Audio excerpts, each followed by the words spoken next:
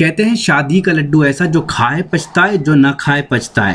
جی ہاں، آپ کے محبوب شاعر جناب سکندر حیات گڑبڑ بتا رہے ہیں شادی کے بعد کے قصے اپنی طنز مزاح کی شاعری کے ذریعے۔ شرکت کی انہوں نے راجو پور دیوبند کے مشاعرے میں۔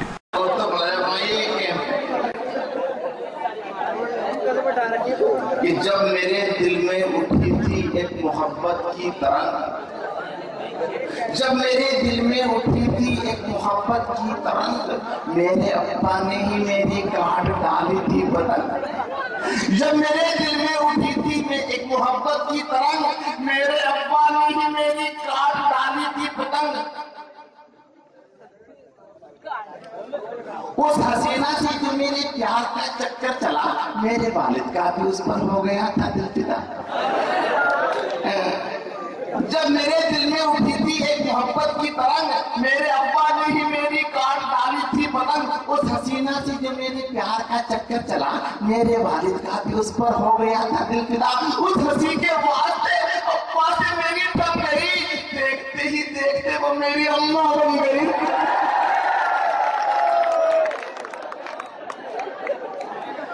اور ایک عشق اور کیا بھائی دوستوں کی شاعری نے میری کیا اثر کر دیا، شاعری نے میری کیا اثر کر دیا، ایک حسینہ کو زیر و زبر کر دیا۔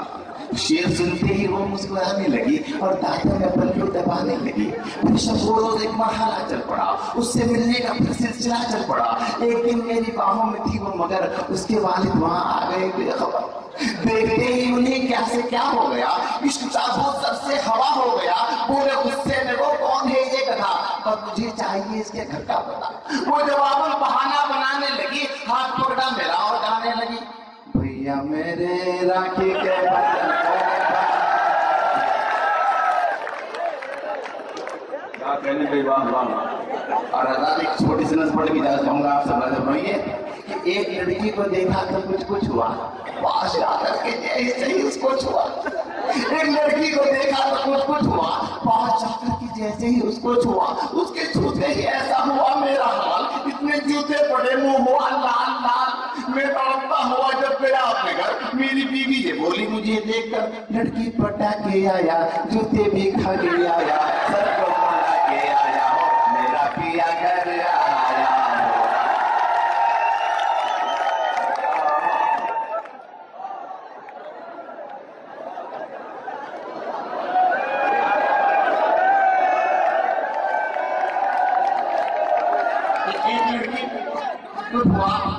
باہر جا کر کے جیسے اس کو چھوا، اس کے جوتے ہی ایسا ہوا میرا حال، اتنے جوتے پڑے منہ ہوا لال لال۔ میں تڑپتا ہوا جب گیا اپنے گھر، میری بیوی یہ بولی مجھے دیکھ کر، لڑکی پٹا کے آیا جوتے بھی کھا کے آیا، سر کو پڑا کے آیا میرا پیا گھر آیا۔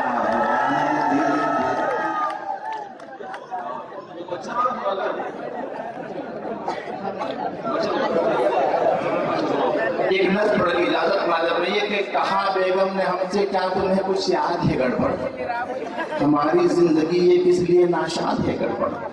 پڑوسی جب ہمارے تھے ہمیں تم کیا سے پیارے تھے، ادھر ہم بھی کنوارے تھے ادھر تم بھی کنوارے تھے، تمہاری ایک جھلک پانے کو ہم بےتاب رہتے تھے، کھلی آنکھوں میں بھی اکثر تمہارے خواب رہتے تھے۔ فقط ہم ہی تمہاری جان تھے اور زندگی تھے ہم، تمہاری آرزو تھے جستجو تھے ہر خوشی تھے ہم۔ ہوئی پھر بھول دونوں سے جو یہ شادی رچائی ہے، قسم اللہ کی یہ جان آفت میں پھنسائی ہے۔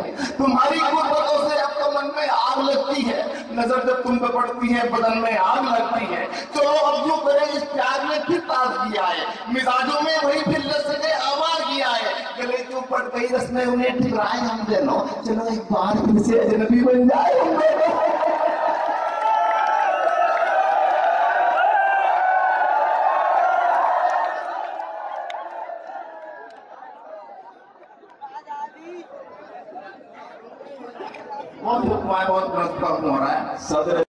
راجو پور میں ہوا یہ شاندار آل انڈیا مشاعرہ ہندوستان کے مشہور اور معروف شاعر جناب عمران رفعت صاحب کے اعزاز میں منعقد کیا گیا تھا۔ عمران رفعت صاحب کا تعلق ممبئی شہر سے ہے۔